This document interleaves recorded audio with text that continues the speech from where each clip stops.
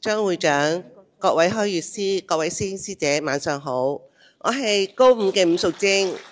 咁我喺2004年初，我就發覺我心跳好唔正常，隨時喺街度咧都會覺得頭暈啦，同埋唞唔到氣嘅。咁我都需要揾一笪地方坐起碼15分鐘，靜坐15分鐘。咁之後我先可以正常咁行返。咁同埋嗰陣時我都好多時都會有 call 白車入醫院嘅。咁跟住之後咧就經過一輪檢查咧，醫生就確診咗係有心律不正。咁我心快嘅時間咧就去到180度，慢咧就去到40。咁所以醫生咧就要建議我裝起搏器啦，因為我心跳去到40咁慢，就必須一定係只有起搏器可以幫到我啦。咁我唯有都要接受醫生嘅建議啦，咁啊裝起搏器啦。咁但係排期嘅時間都要差唔多2個月啦。咁喺呢度期間呢，都好在有長生學。咁我會喺屋企咧就成日都C7啦、心臟啦、靜坐啦，咁好唔容易捱到去做手術啦。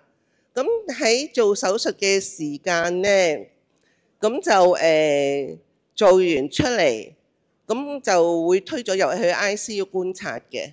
咁當時我傷口非常非常之痛。咁當會長嚟到嘅時間咧，同阿瑞麗師姐嚟到嘅時間，我乜都唔識講，我淨話俾佢聽，我傷口好痛好痛好痛。咁啊會長同埋瑞麗師姐就出手幫我調啦，咁一直調到直至到嗰個探病時間完咗。咁跟住咧就好神奇喎！咁嗰時我嘅痛咧係已經減咗成半。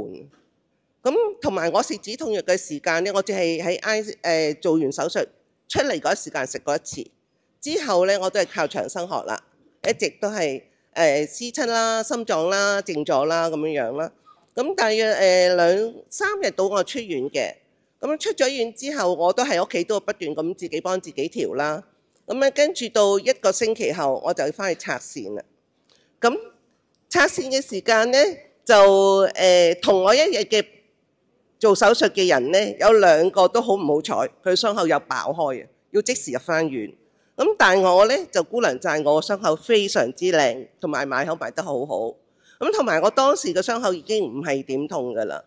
咁所以喺呢度我好感謝有長生學啦，可以幫我喺呢個手術期間可以舒緩到咁多樣嘢啦。同埋有好多謝阿會長同埋阿瑞麗師姐都有去醫院幫我調整嘅。咁所以在座各位師兄師姐咧，咁都係努力啲啦，因為長生學真係幫我哋好多，又可以幫人，可以幫自己嘅。咁同埋喺呢度我好感恩阿魏老師啦，同埋張會長帶一個咁好嘅長生嚟香港，俾我哋有咁恩緣可以學到。所以各位師兄師姐努力加油！